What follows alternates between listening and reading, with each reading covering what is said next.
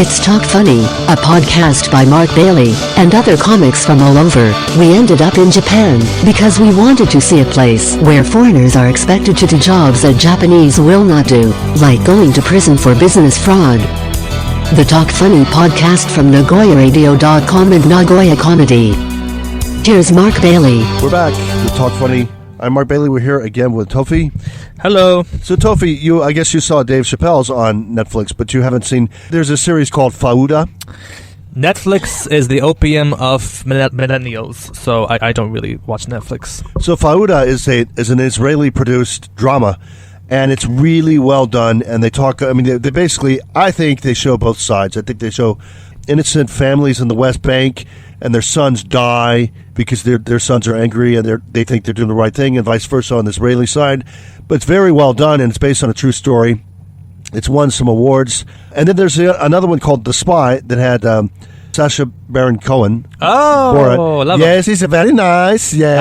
Oh, I love Sacha Baron Cohen. But this is very serious drama, and it's about, I think it's Eli Cohen. I don't even know him. He was an Israeli spy in Syria. He was hung in Syria. I think in the late 60s. How unfortunate. Yes. No, and it's actually not supposed to be a happy ending. No. No. Well, he had a family too. But he's played by Sacha Baron Cohen, and it's very well done. And so it's a serious role, not a comedic role. It's completely serious. He's really brilliant in this. He's amazing. But, you see his face, so sometimes you have to get used to not laughing. Of course. Waiting for the punchline the whole time, like, okay. Yeah, so you haven't seen that yet, but Eli Cohen, is that's not someone you've ever heard of before? You're not aware of that story? Nope, never heard of that. Let me ask you this. Eli Cohen, he goes undercover, he tours the border of the Tiberias River. You see the Tiberias River, and he tours the border of Syria, and he notices that all the Syrian soldiers are just standing out in the sun. And he said, as a Syrian patriot, I would give shade to the soldiers. So shade, yeah. So he buys eucalyptus trees. And he said, just put these at each of the soldier stations.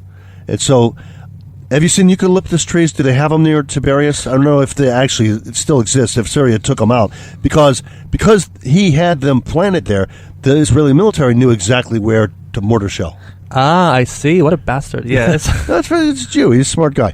And Is he now? I wondered if they took them out now. I just wonder if they're still there. I have no idea, but they're taking out olive trees, and that's a very smart behavior, I think. But it was they're taking out olive trees? You don't like olive trees? I love olive trees, but the settlers keep burning them and uprooting them from the land.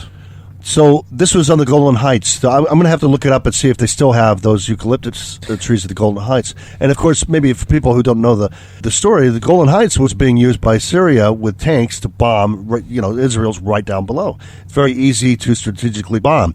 So Israel in a 2-day war had to take Golan Heights. That's why Golan Heights is not under Syrian control. That's why Israel occupies it, because you keep throwing stuff at us from there. Well, the buffer zone argument can be used, infinitely, because now missiles can range even farther. So where do you stop taking to protect? Yeah, you could put them on the moon. You just put them on the moon and say, and there's actually a have you heard the conspiracy theory that there are actually Israeli moon bases? I wouldn't be surprised. My goodness, there's all kinds of conspiracy theories about we're you good Jews. At math. We're good at math. There's more conspiracy theories about Jews than there are about gays, and I'm very offended by that. I thought you were going to say there's more conspiracy theories about Jews than there are Jews. and then you're going to say that's a good thing. Maybe that was true at one point in time. You could. I think that's actually why most countries do want a base on the moon, because that's the Golan Heights, right, over Earth. Maybe. We've taken a weird turn. Okay, we have taken a weird turn. I had a joke that I found. I find jokes in dramas a lot, and I thought you would like this one. This is in Fauda. There's a scene where they have an imam, and the Palestinians have kidnapped an Israeli soldier. They want the Israeli soldier back. The Israelis do. Well, this colonel meets on a dirt road, and then it's a standoff. And they said, "You send over. We've got your imam's niece, little girl, 8, and you've got our soldier. We want to make a trade." And so the colonel is telling his Israeli staff what happened later. Well, the Israelis strapped a bomb vest to the 8-year-old girl. And so how unoriginal, yes. If you try anything funny and you kill our soldier after she walks over, we'll blow her up, right? The colonel, this is what I thought was funny. The colonel said to his secretary, yeah, this 8-year-old, she was strapped to a bomb. And the secretary, Israeli secretary, said, "Yeah, Palestinians are animals."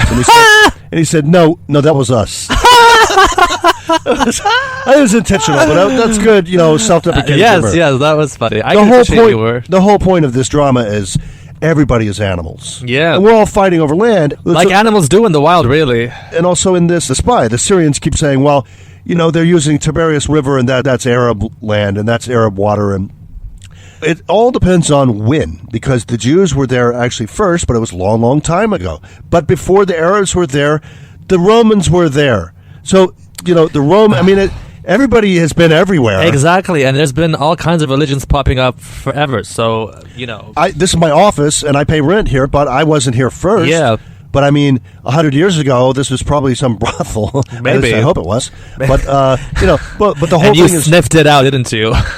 There's a lot of prostitutes staying in this complex. And you know how long the waiting list was for me to get this place? No, but yeah, it's small enough for like a bed and some candles. Oh, there are candles here. Did the candles come with the apartment? No. The point is, everybody's lived everywhere. The basic thing is we're all the same tribe. We're all supposed to be the same tribe. And I lived here first before you did it, blah, blah, blah. Can we get along? Just get along. Be nice. Yeah. The Torah should just be, the Torah and the Quran, it just be two words. Be nice. And experiment. I think that's a very important thing. Straight men should experiment more. We can talk about like kumbaya forever, but the big issue for me is straight men not wanting to sexually experiment because they have nothing to lose by trying. Do you hear me? Nothing. A lot of sexless marriages.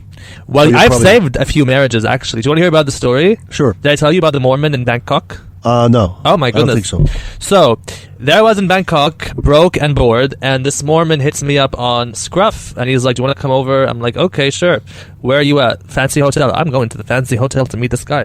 So I go over, and this guy opens the door, and he's wearing like this camouflage army cap, which is a very masculine thing to do. And he said, "Okay, have a seat," and I did. He performed a service.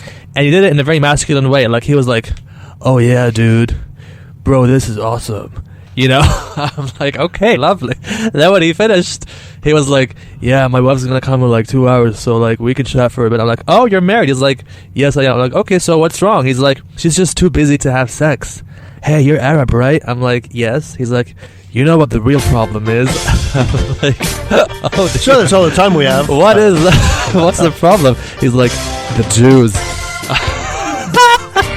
What was he? I mean, he's wearing a damn camouflage army cap. I assume that he's like a little bit to the right, because we don't wear that unless we are like Antifa, and then it's like purple and pink, not like dark green and yellow. Okay, and we're gonna end this on that anti-Semitic note, and this has been Talk Funny.